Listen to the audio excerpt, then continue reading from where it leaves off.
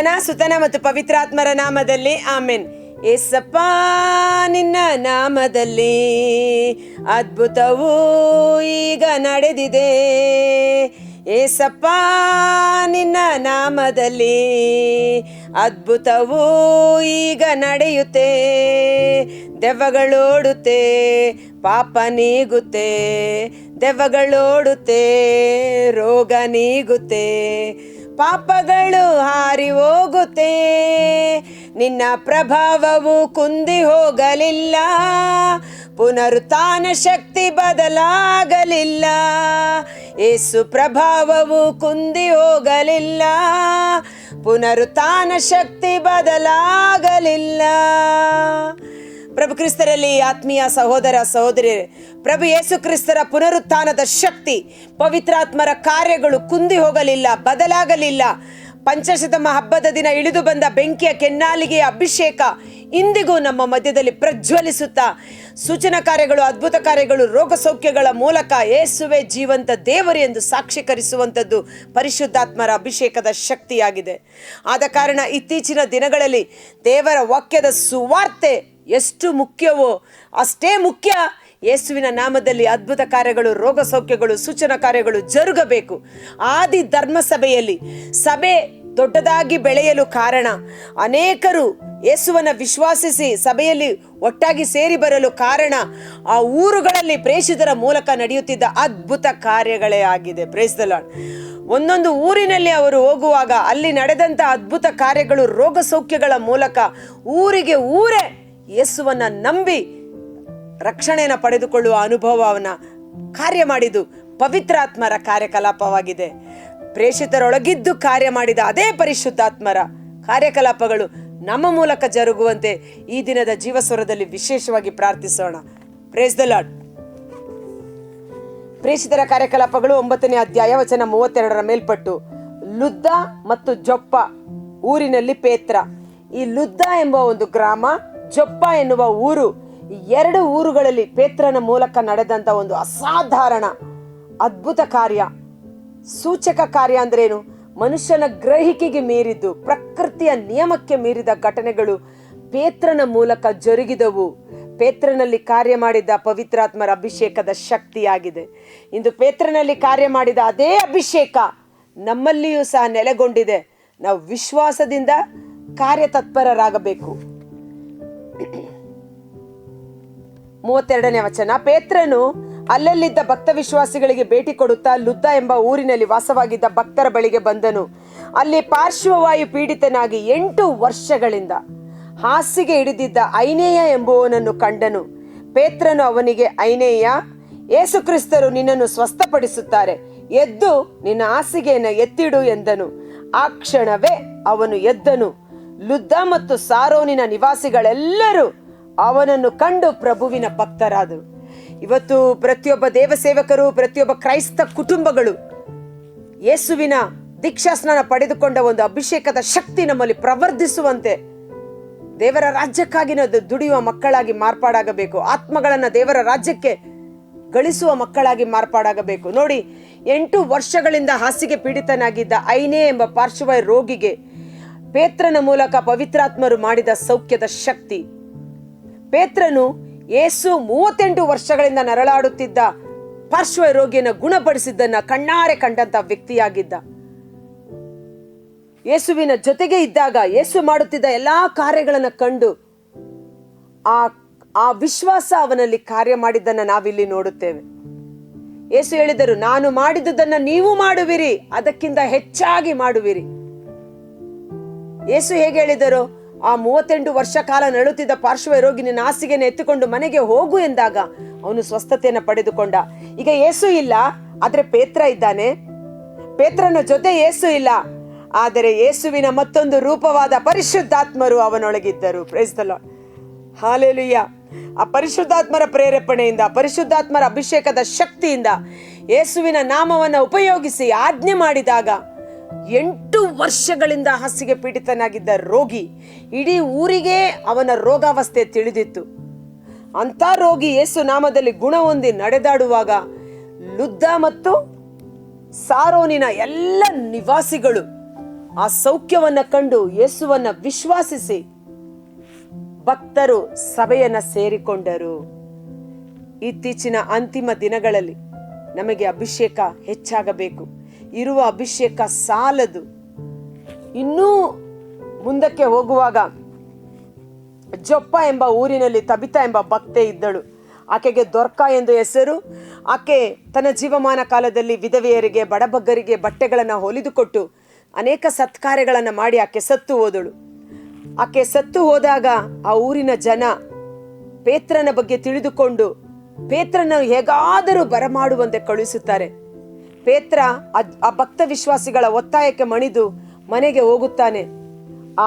ಆ ಶವವನ್ನ ಸ್ನಾನ ಮಾಡಿ ಮೇಲಂತಸ್ತಿನ ಕೊಠಡಿಯಲ್ಲಿ ಮಲಗಿಸಿರುವಾಗ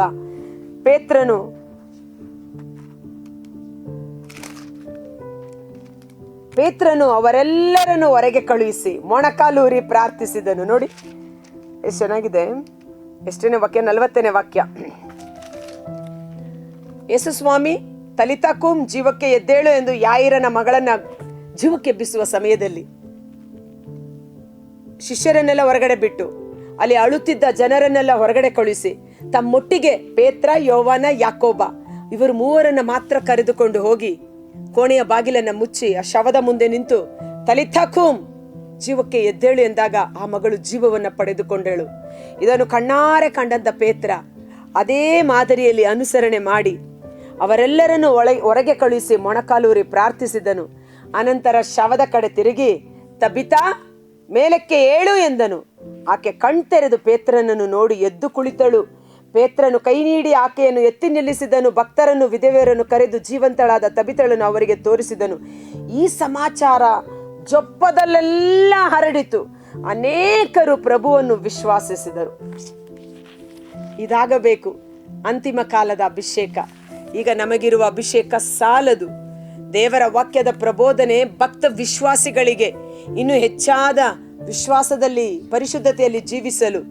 ಆದರೆ ಅನ್ಯ ಜನರು ಯೇಸುವನ್ನು ವಿಶ್ವಾಸಿಸಬೇಕಾದರೆ ಅವರಿಗೆ ಅದ್ಭುತ ಕಾರ್ಯಗಳು, ಸೂಚನಾ ಕಾರ್ಯಗಳು, ರೋಗ ಸೌಖ್ಯಗಳು ಜರುಗುವಾಗ ಆ ಜೊಪ್ಪ ನೋಡಿ, ಈ ಸಮಾಚಾರ ಜೊಪ್ಪದಲ್ಲೆಲ್ಲ ಹರಡಿತು ಫಾಸ್ಟ್ ಆಗಿ. ಎಷ್ಟು ಬೇಗ ನ್ಯೂಸ್ ಸ್ಪ್ರೆಡ್ ಆಯಿತು ಅಂದರೆ ಅನೇಕರು ಪ್ರಭುವನ್ನು ವಿಶ್ವಾಸಿಸಲು ಕಾರಣವಾಯಿತು. Price the lord.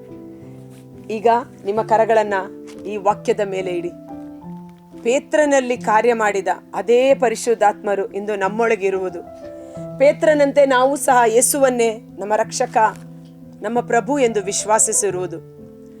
ಈಗ ಪೇತ್ರ ಇಲ್ಲ. ಪೇತ್ರ ಸತ್ತು ಪ್ರಭುವಿನ ಸನ್ನಿಧಾನದಲ್ಲಿ ಇದ್ದಾರೆ. ಕರೆಕ್ಟ್ ಅಲ್ವಾ? ಸೊಲೊಮನ ಹೇಳುತ್ತಾನೆ,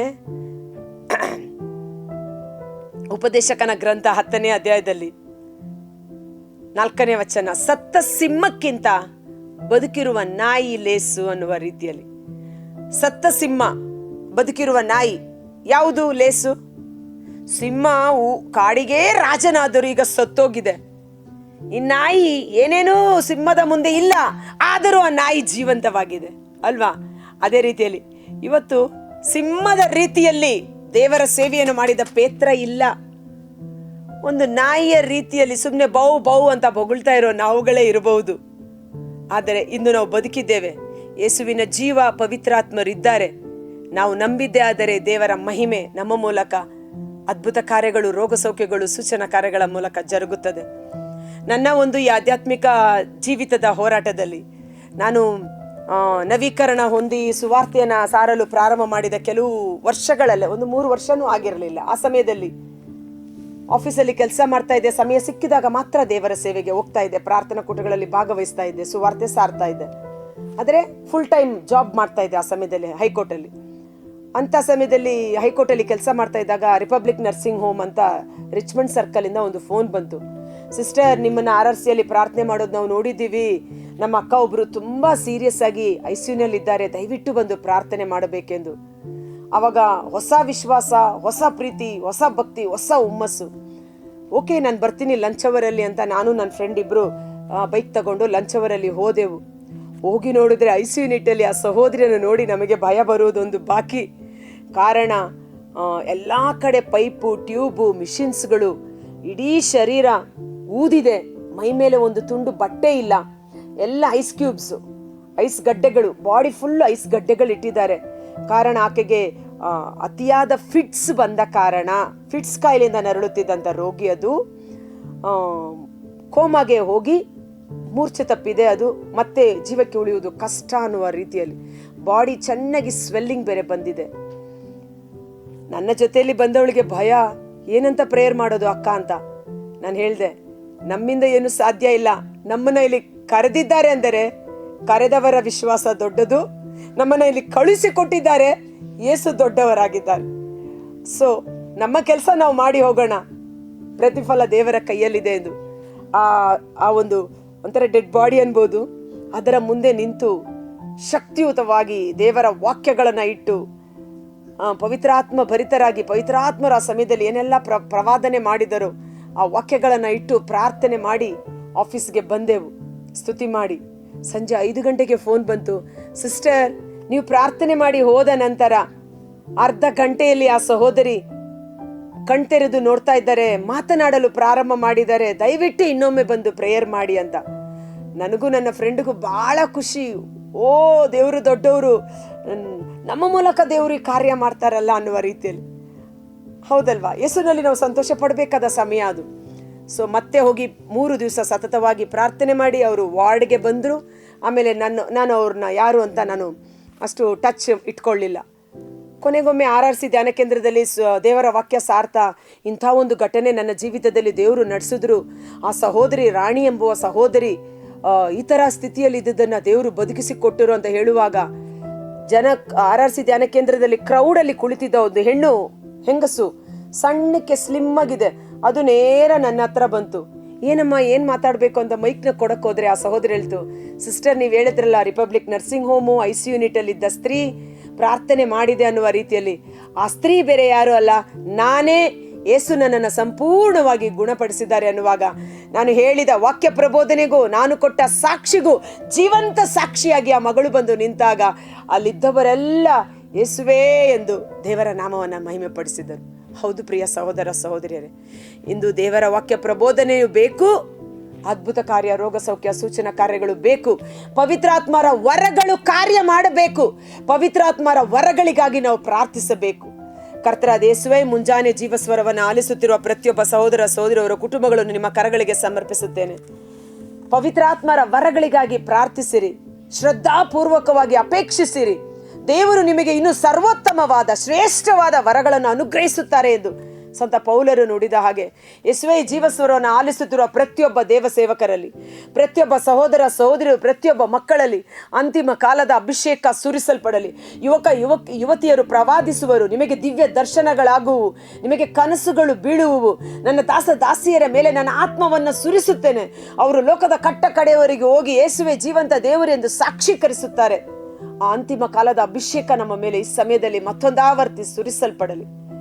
ಪುನರುತ್ಥಾನರಾದ ಪ್ರಭು ಯೇಸು ಪ್ರೇಷಿತರು ಊರುಗಳಿಗೆ ಹೋಗಿ ಸುವಾರ್ತೆಯನ್ನು ಸಾರುವಾಗ ಅವರೊಂದಿಗೆ ಯೇಸು ಇದ್ದು ಅದ್ಭುತ ಕಾರ್ಯಗಳು, ರೋಗ ಸೌಖ್ಯಗಳು, ಸೂಚನಾ ಕಾರ್ಯಗಳ ಮೂಲಕ ಪ್ರೇಷಿತರು ಮಾತನಾಡುತ್ತಿದ್ದ ದೇವರ ವಾಕ್ಯವನ್ನ ಸಾಕ್ಷೀಕರಿಸಿದ ರೀತಿಯಲ್ಲಿ ಯೇಸುವೆ ನೀವು ನಮ್ಮೊಟ್ಟಿಗೆ ಬನ್ನಿ, ನಮ್ಮೊಂದಿಗೆ ಇದ್ದು, ನಮಗಲ್ಲ ಕರ್ತನೆ ನಮಗಲ್ಲ, ನಾವು ಮಣ್ಣು ಬೂದಿ ಧೂಳು ಆಗಿದ್ದೇವೆ, ಅಯೋಗ್ಯ ದಾಸರು, ಕೊಟ್ಟ ಕೆಲಸವನ್ನ ಮಾಡಿ ಮುಗಿಸಿದ್ದೇವೆ ಅಷ್ಟೇ.